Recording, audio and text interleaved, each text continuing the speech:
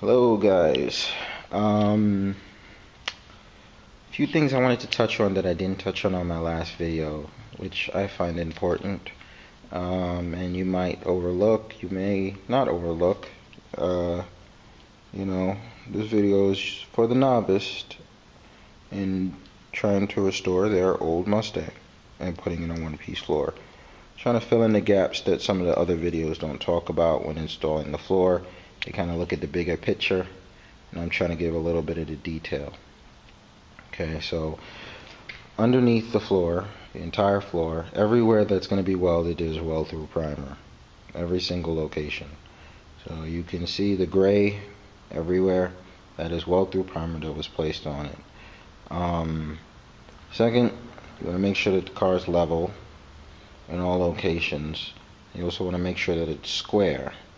If it's level and is leveled this way, and it's leveled that way, and it's leveled this way, then it should then be square. So I would check your square after you level off the car. So this car is leveled. Now my floor is on a slope. It's purposely on a slope.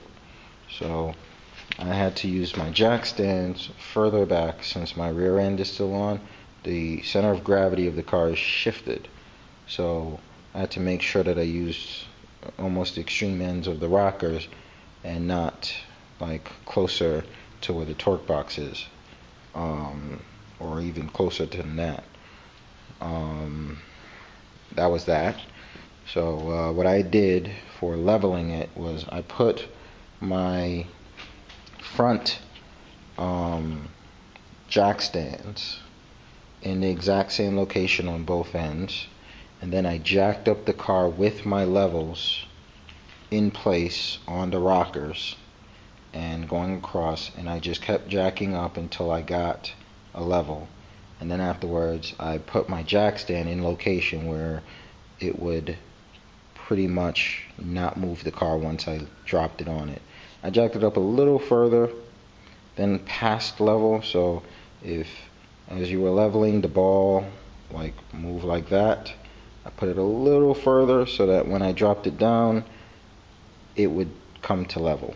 So whole process took me about 20-30 minutes to get everything right, maybe even less, but it's all leveled, it's all square.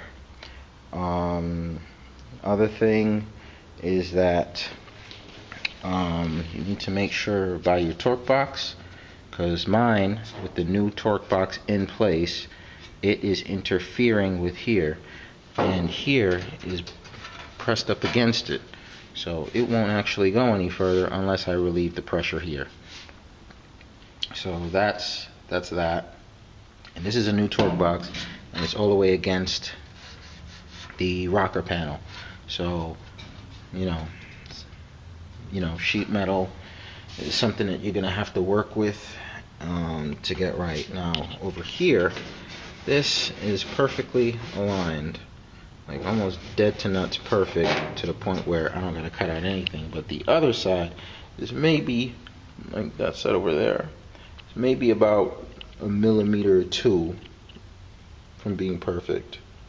And it's two separate companies' torque box I installed, and it's an old car, so that combination will get that to happen. So I just have to drill out a little or grind down a little of the flange in so I can get it flush against the rocker panel. Yeah, so that is all I got for some of the details on installing this. Oh, sorry, I forgot one big thing. Normally when you're trying to drill out and you drill out your holes and you're trying not to get any kind of skipping of your drill, what I use is a DeWalt pilot drill bit. It actually has a pilot on the drill bit itself, so it's essentially self-tapping. So all you gotta do is put it in a location and it'll drill out. You don't have to put any kind of punch on it or knock the center of where you're trying to go. Just point and shoot.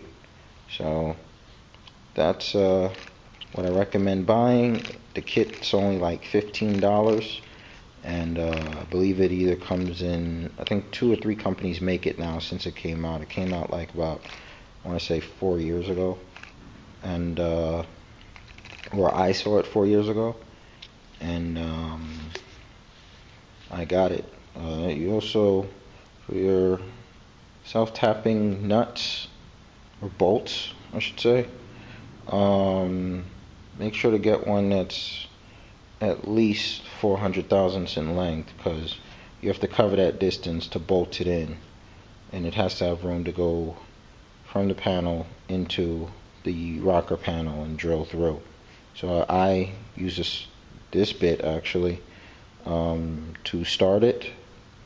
I drilled straight through the floor, and then afterwards I just started it in the rocker where it should be, and then drilled it in, screwed it in.